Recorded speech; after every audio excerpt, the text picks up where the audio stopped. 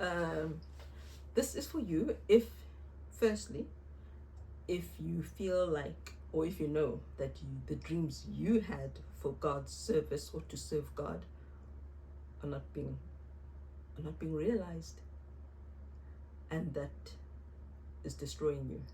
If you're one of those, this is for you. If you're one of those who actually believes that God wants you to serve Him and that is the purpose of your life, this is for you. I believe that I was born so that I can serve God, so that I can be a light to others, so that I can be His heart to others, a visible manifestation of who God is. That is what I believe I'm here on earth for. So if you believe like that, this is for you.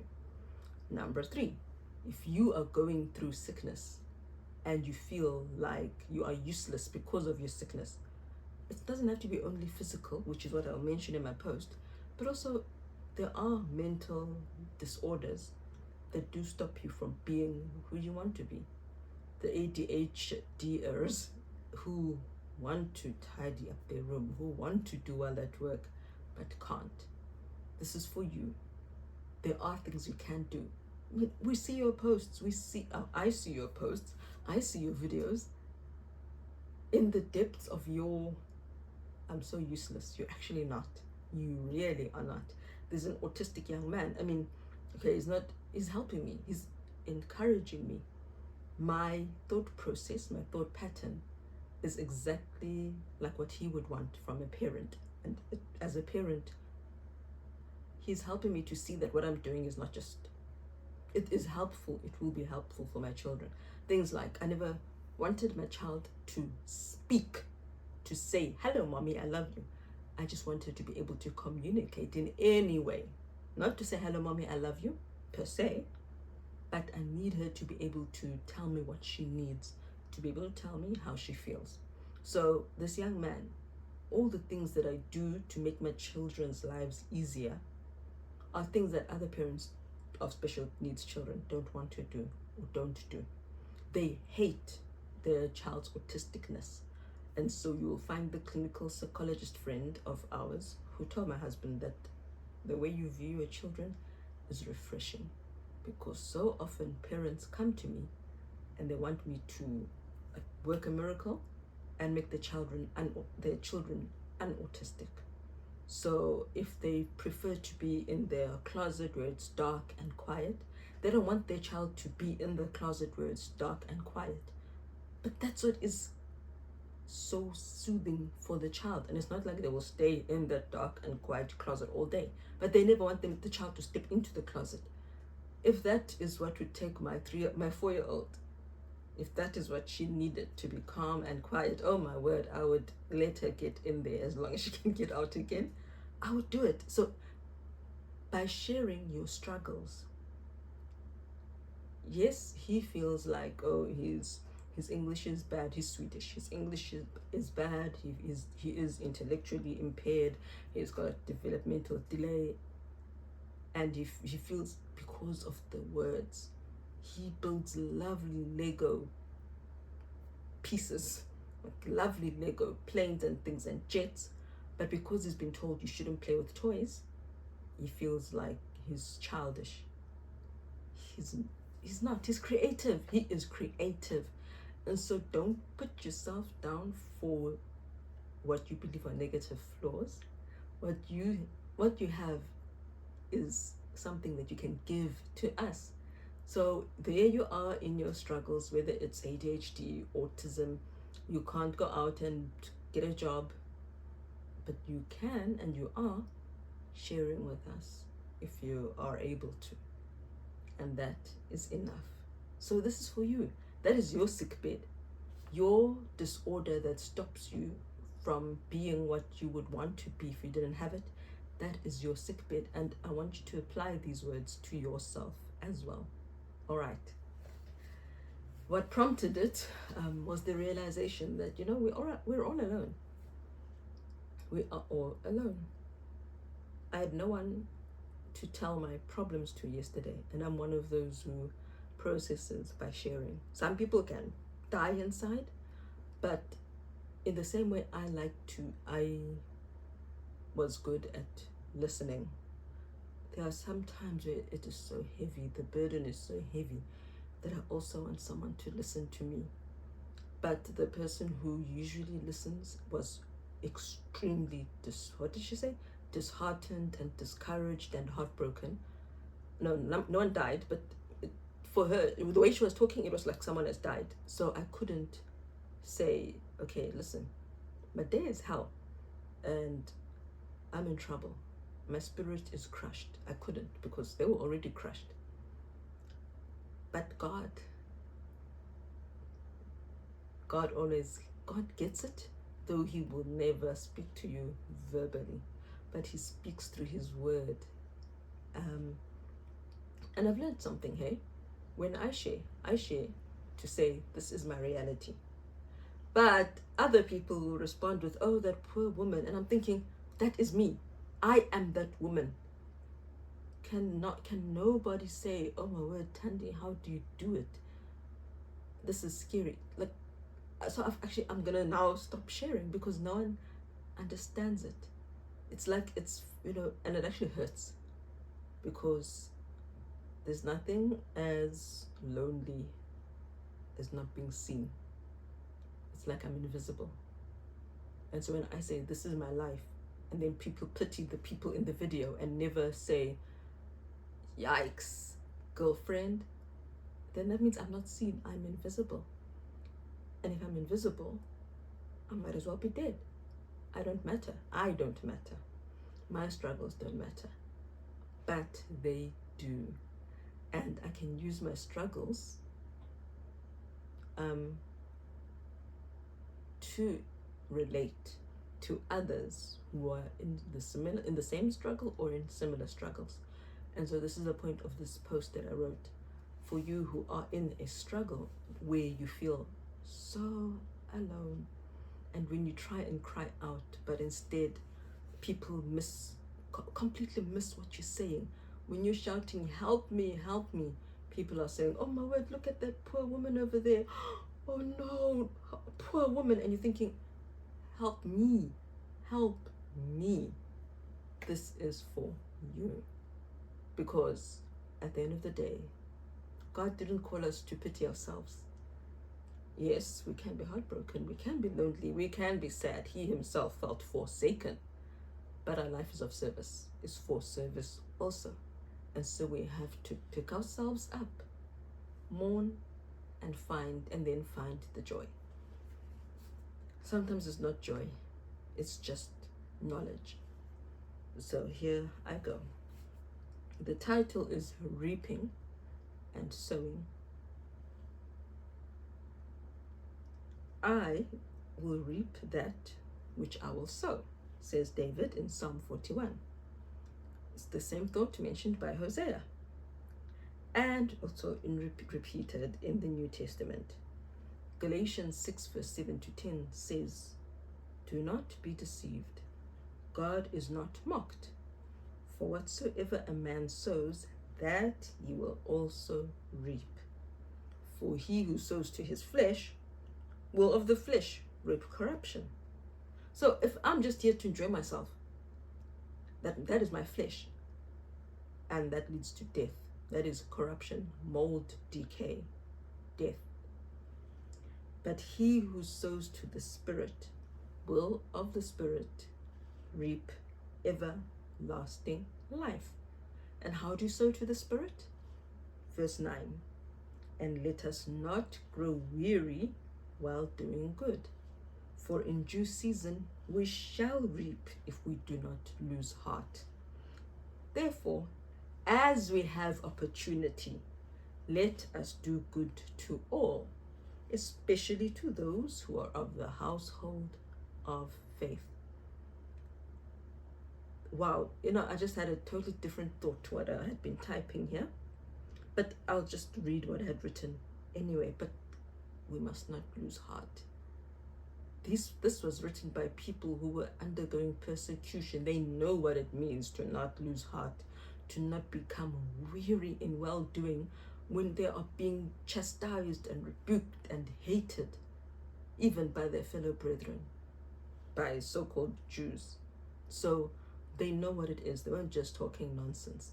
They know what it is to reap to the spirit in fatigue, in pain, hiding from those who hated them. They know. So this is what I wrote. Life has been disheartening. Extremely disheartening. This life lost its pure joy in 2011, the day I first started dealing with debilitating and increasing pain. Before that, it came and went, So I still had days where I could just go out with the children, go and look at tadpoles, look at them swimming, come back and look at the frogs. I could do it all, and we could spend ages. But from 2011, it all went downhill. The chronic low iron deficiency, I could handle. Expensive, even with medical aid. I have to pay the 6,000 Rand each iron infusion costs myself. But it's not continuous. I don't have to keep having an iron infusion every day and then paying 6,000 Rand, so I could cope with that. I haven't needed a drip since 2020, and my iron has remained constant. The IBS, I could handle. I knew it came every month during PMS, if I ate anything that triggers a flare-up, or in times of stress. But I knew it would eventually pass. The gastritis was not all the time. The severe stomach inflammation that sent me to trauma, where a CT scan showed severe stomach inflammation, it was not all the time. It was mild in early 2023, and it's gone this year. I hope it doesn't come back. See, I could handle that. These things that life throws at us, some of them we can handle. They're hard, but we can handle them. I could handle the bad winters that wipe me out when my chest gets involved. I knew I'd eventually get better, or end up in hospital, and get better. But it was hard, treating the children who would have shared this viral infection with me and taking care of myself.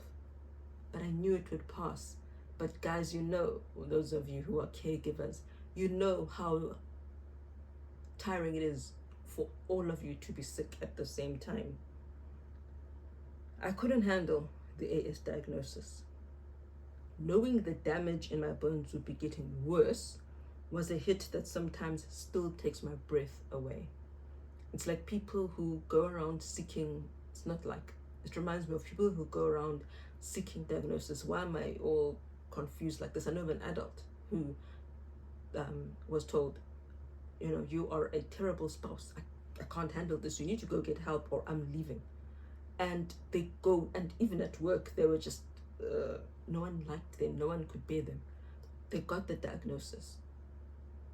But it's permanent. It's autism. And there are certain features of autistic personalities, or let's say they've got sociopathic tendencies. Not that I'm linking the two, but they had other issues also.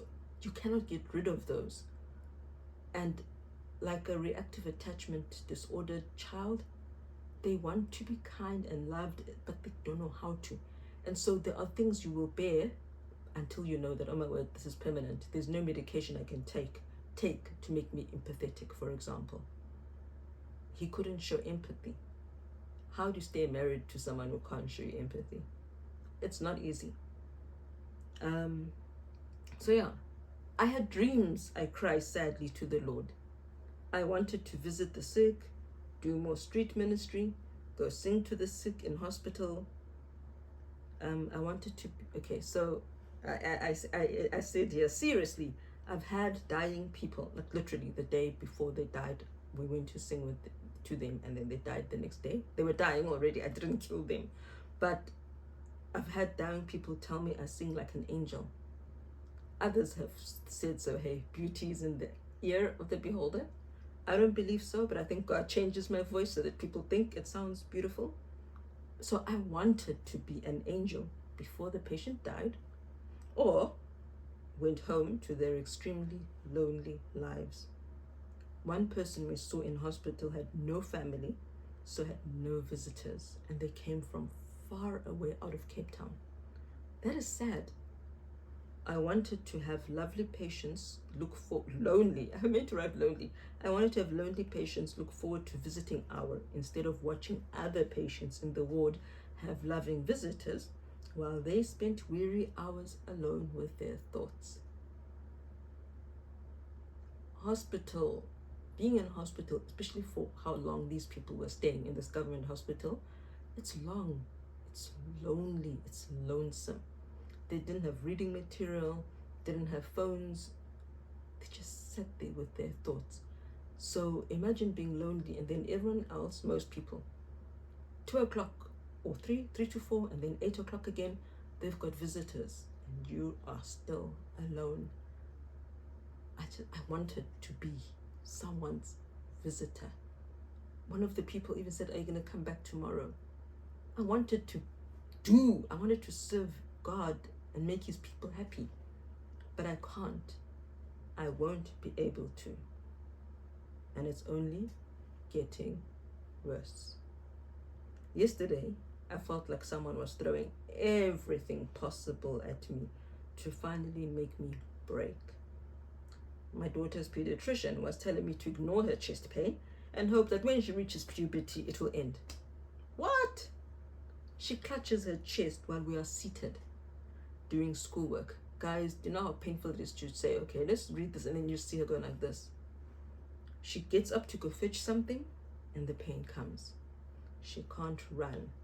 She has stopped jumping on the trampoline, something she needs to do, even for her occupational therapy purposes. She needs it. When the educational psychologist said she should be jumping every day. She's not a child right now. She's lost her childhood, in a sense. She's suffering. And I always was thankful that I didn't have children with my childhood, where operations and needles and x-rays and asthma pumps were normal. But now that's gone. I'm not waiting, as here the surgeon he spoke to said. I am going to a pediatric cardiothoracic surgeon, and if she can't help, I will look in Johannesburg. I will not leave any stone unturned. I'm not going to sit still and wait like I waited while AS ravaged my bones and my lungs. Not that I waited, but I didn't know who to go to, and the people who I was going to were not looking at the images, and they did not see that my bones were being ravaged. She needs help now. You know, I googled the condition. Her ribs irritate her nerves. Do you know how painful irritated nerves? I wrote cause, how painful they are. I do. I felt it with my elbow nerve surgery. Yes, I said AS is ravaging my lungs. My body is starting to attack my organs. We did a CT scan last week. The pulmonologist was quite sure that we would see nothing, but at least it could be a baseline, and he could be more sure that we know it's my ribs not opening that is causing the reduced lung functioning. Friday came and went, no call, and Monday was silent. So I foolishly thought the danger was over. Perhaps he didn't want to phone just to tell me that there's absolutely nothing in my lungs themselves, I told myself. After all, he looked at a 2020 scan and my lungs were fine. Maybe my rheumatologist didn't see what she saw in a 2023 scan. Because in 2020, looking at my 2023 scan, she said I had some, like, it's called, I can't pronounce it, they all pronounce it differently, so I'll just say collapsed areas of my lungs. Then the email came saying he had left a voice message. Wow, I really need to edit my things. I wrote Cian. I think he had called my old number. My lungs are not clear. There are areas of something in them. He didn't say what. Just that there are a few localized areas that he believes are damaged by AS that we will watch when I go back again before a year is over, and that he has also told my rheumatologist and my primary care physician. I'm just switching this off. It's blowing air and drying my throat. It's a fan, not aircon, don't worry. It was not surprising. I can't breathe properly when exercising, but I'd let hope in. And that was a mistake. A clear scan in 2020, a scan with early AS damage in 2024. What next? That's the question. You cannot reverse damage. And AS is a progressive disease. It continues. Your disease, lupus, whatever it is. I mean, I know some lupus is mild and very under control. I've got a church acquaintance who said that, hers is mild, so even when because she related to my symptoms. She said, before we knew what I had, she said, you sound like me, but I've got lupus. Don't worry, it's under control. But it's interesting that I never remembered that until now. So yeah, there is lupus that is under control, but those people who suffer and it's attacking your organs, I know you know what I'm going through. And those people who don't have yet a diagnosis, we know what we're going through. So there's my health. My children are so out of sorts and challenging. I looked up the meltdowns my youngest was having, just to see how other parents handled day in and day out without losing their minds like I felt yesterday. It's one thing to begin the day already fatigued and in pain. It's another to try be something impossible to an extremely challenging child who pulls you everywhere but doesn't always know what they want.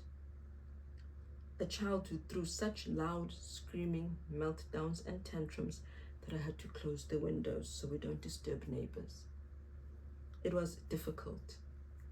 For example, seeing one twin happily talking and telling me she's warm in her towel. She was so cute. While the other had to be carried from the bath, raging and screaming while in the bath, louder when taken out, then screaming even longer for something that couldn't be done, which was dressing her teddy bear in specific clothes that are way too big and fall off, and she wants her clothes on it, even though I had bought newborn clothes on sale at Jet in the hopes she'd stop wanting people to dress her teddy in her clothes. Didn't work. Now I need to create space and take out all clothing from her wardrobe. And the thing is, we store all family clothing in that wardrobe. So I don't know how to explain how you begin the day, okay, you're already fatigued and tired, but you're like, okay, I need to teach this to this child, teach this to this child. I need to mark this one's work. I need to print this one's answers for this particular computer science. And I need to do this for my other child, to stimulate their minds. I need to clean this floor at least. And then boom, something like this just comes along and it derails everything, because now you're thinking, great, I don't have wardrobe space, but I need to take those clothes out so that we have one less trigger for a meltdown. It sounds small, but if you live your life with that constantly, you know how tiring mentally and physically exhausting it is, even when you're healthy, to try and just figure out the triggers, get rid of the triggers. I don't know how to describe it. So that's why I didn't even bother describing it to any friend yesterday. And that is why I ended up sharing the video. And instead of that being a descriptor of my day, it led people to then look at the people in the video, which wasn't the aim. So again, I don't bother anymore. I don't even know why I bothered trying to write it. You can't feel it unless you live it. And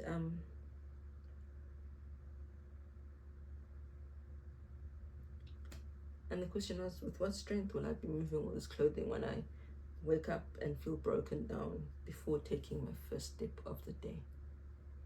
Sunday, I started walking out of bed and I was screaming in agony. It's a lot. It is a lot. But I go back to David. Despite a terrible day with no rest and nobody to cry to over how awful it was, I know God is still God. He is waiting for the reaping time. And I know that though I can't do my street ministry, my hospital ministry, that I can and do minister in other ways. And I know that God sees me and is with me on my sickbed. The first few verses of Psalm 41 assure me that what I am able to do for others is good enough for God, and that He sees me. It says, "Blessed is he that considereth the poor. The Lord will deliver him in time of trouble. The Lord will preserve him and keep him alive, and he shall be blessed upon the earth.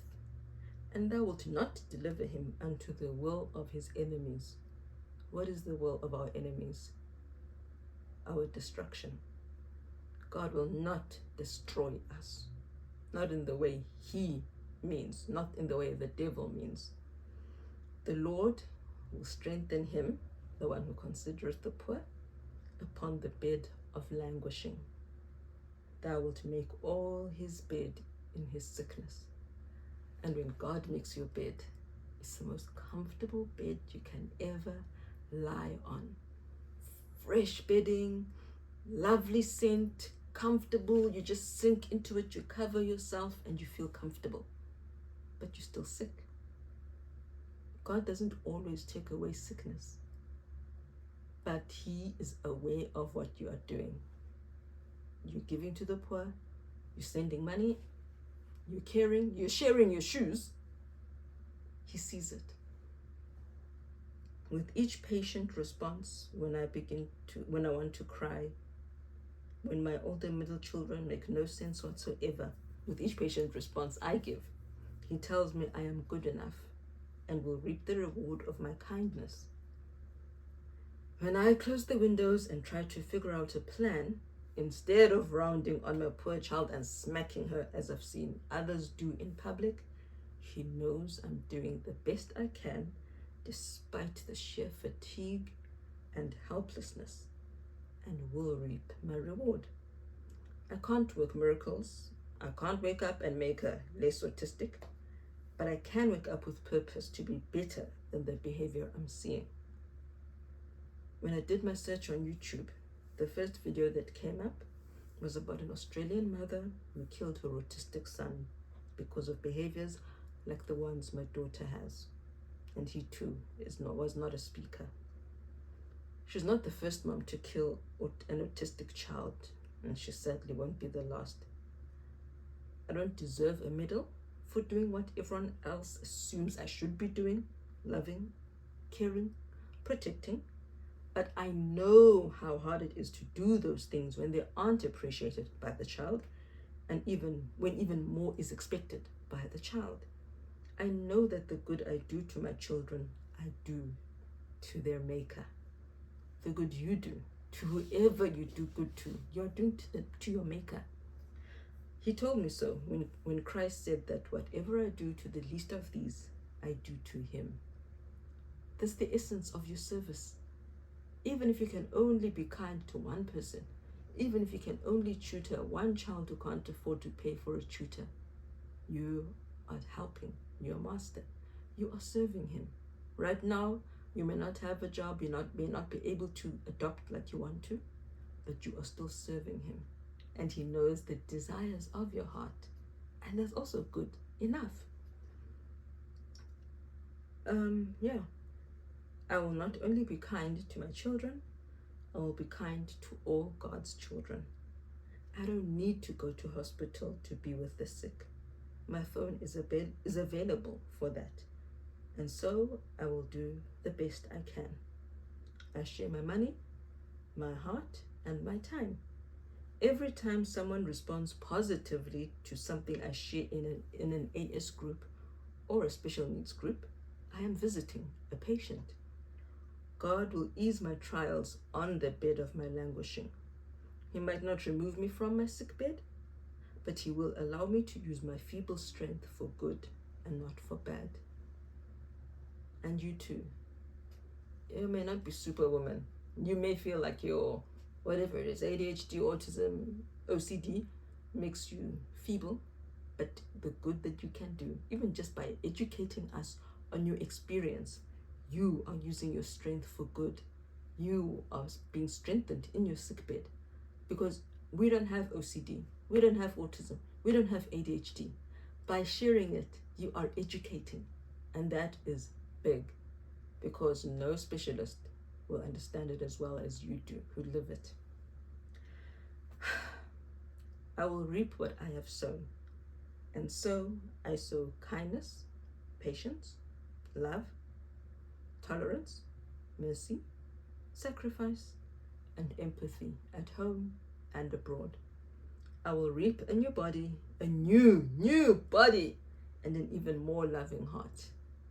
How I wish today was reaping day, but it's not. I wished for a sister so desperately yesterday, but I had none, even far away, to bear my burdens with, except one who, despite her own worries over her niece, kept checking on me and asking for updates throughout the day.